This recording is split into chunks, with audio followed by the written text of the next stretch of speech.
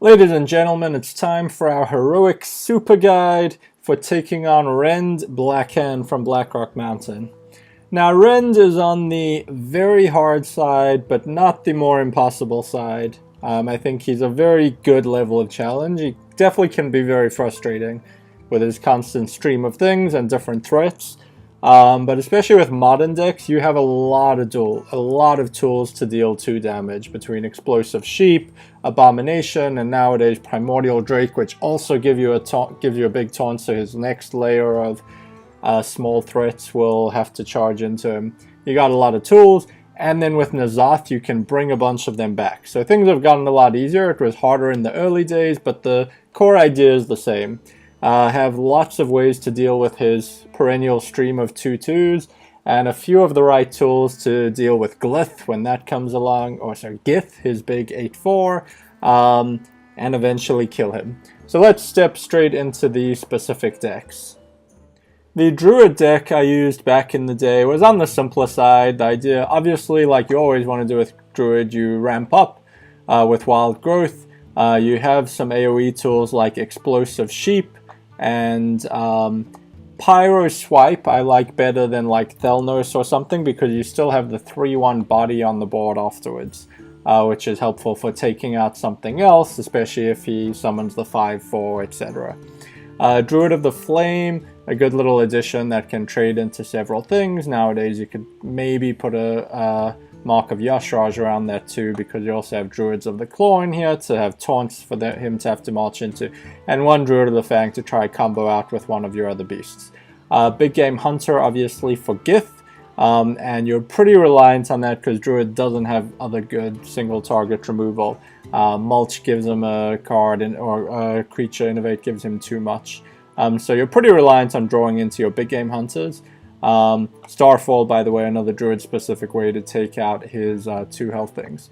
Belcher, always good value. Sunwalker, another taunt with Divine Shield, can trade into potentially 6 of his small guys. Ancient of Lore has been nerfed since I was playing this deck, and now only draws 1 card, so you could you might want to sub this out for like a honestly, nowadays Ultimate Infestation would be amazing. Ultimate Infestations, or maybe Nourishes. Ancient of War, a nice big taunt as his Ironbark Protector, and Volcanic Lumberer for him to have to charge many of his minions into. So the idea is ramp up, play big things a bit earlier than he can really deal with them, and eventually snowball the victory. You know, you get a bunch of taunts out, get a big Druid of the Fang out as well. Taunts with Divine Shield, and eventually you'll just snowboard the board, have a few big things out, eventually get an AoE like Starfall where you don't even need to trade into his minions and can start going face and get the win. Hunter is the class that I used to defeat Heroic Rend Blackhand with common and basic cards only, and this was at the time, not even nowadays, so this was when the expansion came out. It's definitely a tough matchup, but the tools you have to do the job, part of your core is Explosive Trap and cheating that out with a Mad Scientist to be able to deal with 1 round of his 2/2s, Explosive Sheep to deal with another round, and then beyond that you have things like Unleash is very important, which you can potentially combo with Timberwolf if you need to just clear. But you know, if you have something like an Explosive Trap up, you Unleash and Timberwolf and go face, and a lot of the time he'll attack into your face probably after trading into the Timberwolf, but actually kill all his dudes and leave you with a whole board of 1/1s. That's pretty helpful for clearing and continuing to do face damage. And the other nice thing, you can always, if you're lucky, get some sort of Scavenging Hyena Unleash combo where you have like a big threat that he struggles to deal with, and that can snowball very quickly. And a similar thing with Flesh Eating Ghoul. It doesn't gain health obviously, but you can potentially put that on the board, trade in other things, and get in a lot of damage that way.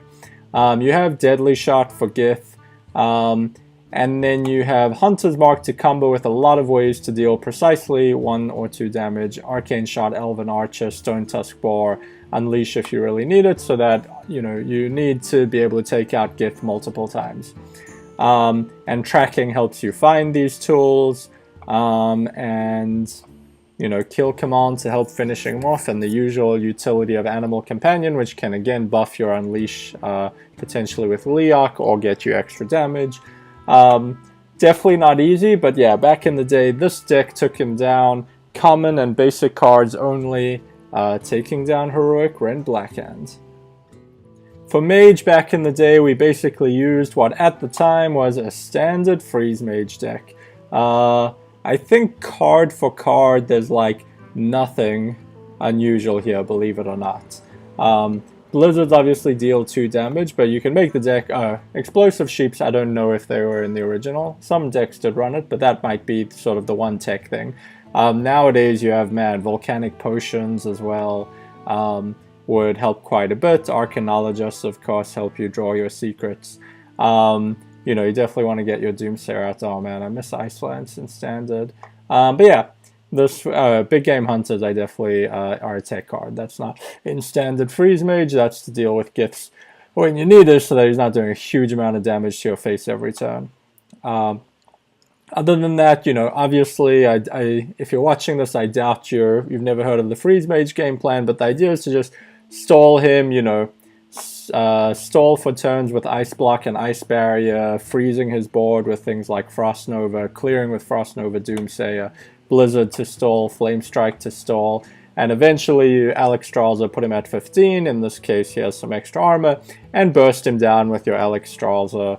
And we have Antonidas to get some extra damage in. You can, you know, go Antonidas, Frostbolt, Ice Lance, do a bunch of damage, and also get more fireballs to be able to finish him off in the future. The first of our modern decks we used to defeat Rend Blackhand when we came back to trying to finish some of the stuff we hadn't, a couple of years later in fact, was this Paladin deck. And as you can see, you know, one of the biggest things in the modern decks is Primordial Drake is just gold. You deal the 2 damage and have a big taunt. Spike Ridge Steed, just so good for putting up a ton of taunt that he has to work through. Corrupted Seers, yet another tool to deal 2 damage. You know, between that, Abomination, Explosive Sheep, you just have so many ways here to deal 2 damage. Consecration as well. So then what are you left with in your deck? Forbidden Healing, if you do get low, it's an amazing heal. You can heal for 20 if you sort of stabilize, but are just, you know, at a low life total. Acolyte for draw, that's probably one of the weaknesses of this deck, but you do also have Lay on Hands to help you draw.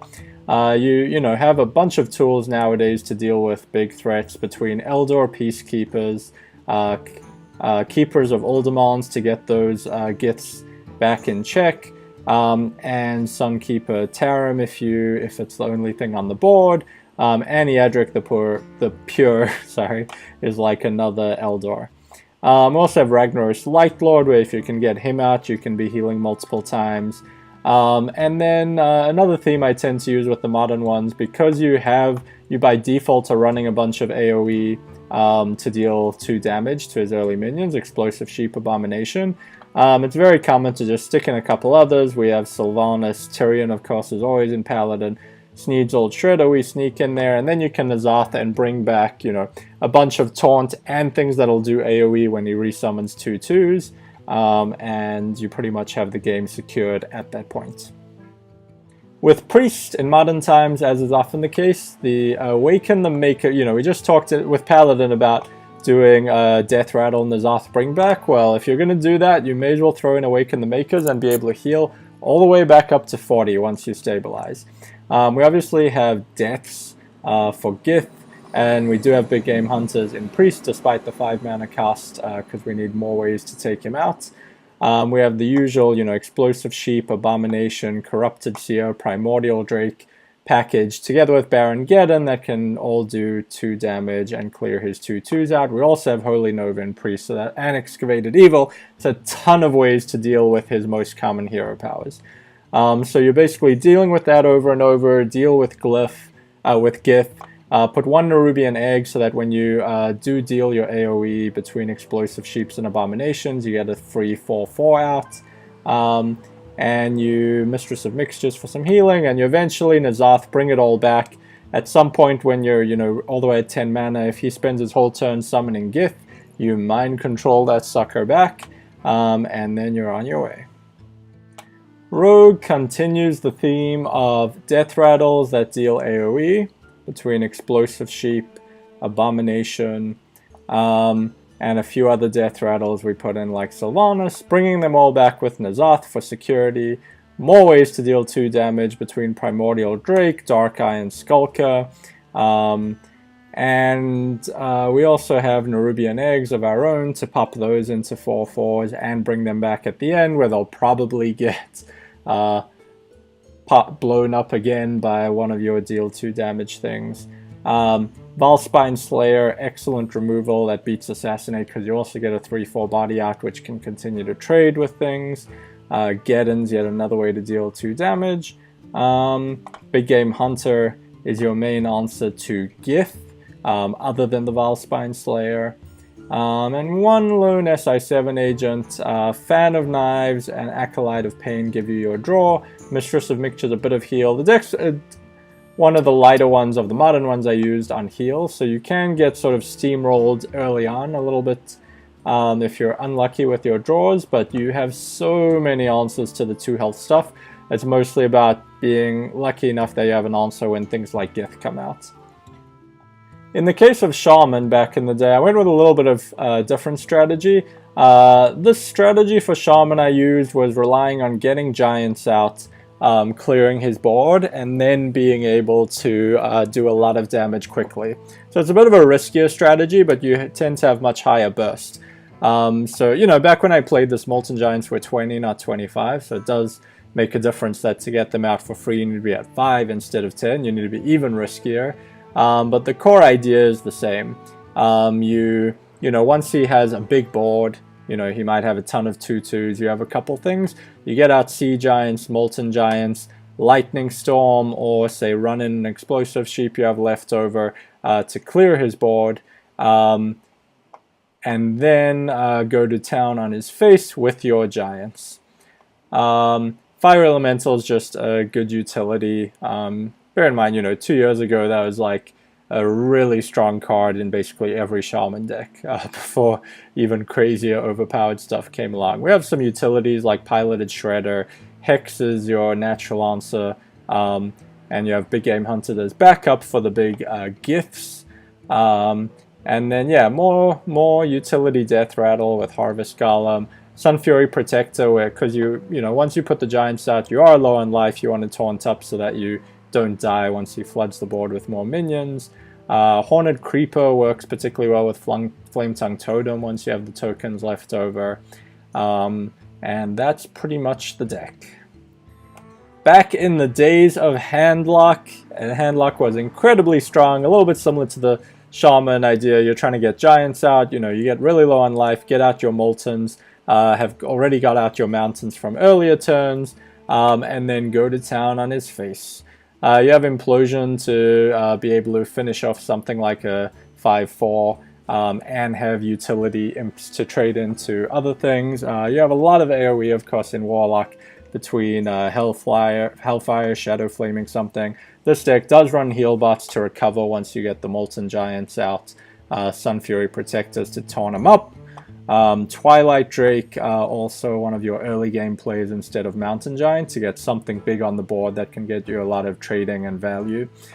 Twisting Nether's an emergency life save. Foe Reaper's a nice addition to be able to kill multiple of his creatures at once you've stabilized. Siphon Soul, yet another answer, in addition to Big Game Hunter for his big Giths. Shadow Bolt's a good utility for his 5/4s. Explosive Sheep, yet another way to deal 2 damage.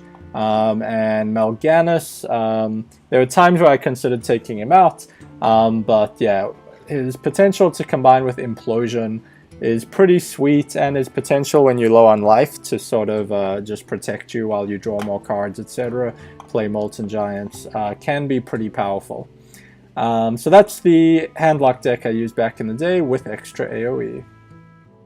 Last but not least, we finished off Rend in modern times with this warrior deck, which continues the theme of the modern decks I used, of lots of Death Rattle, lots of stuff that deals 2 damage, and bringing it all back with N'Zoth.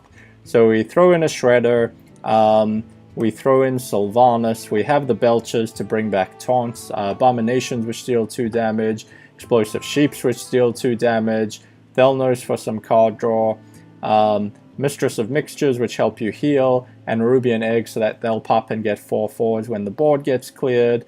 That's your set of Death Rattles which you bring back with N'Zoth, where you'll have more tools to heal again or deal damage to him or get 4/4s, etc.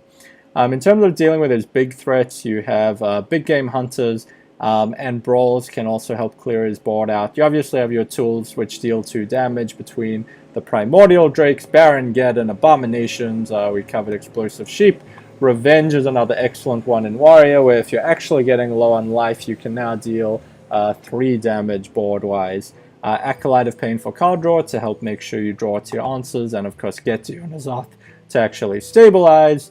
And we throw in good old Duck to 7 for good measure. And with that, that's how we took down Heroic Rend Blackhand. A very hard boss, but like I said, not on the more impossible and super frustrating side, just very frustrating. That's how we took him out with every single class, and in the case of Hunter, even a deck with basic and common cards only. Good luck yourself if you try it out. See you later.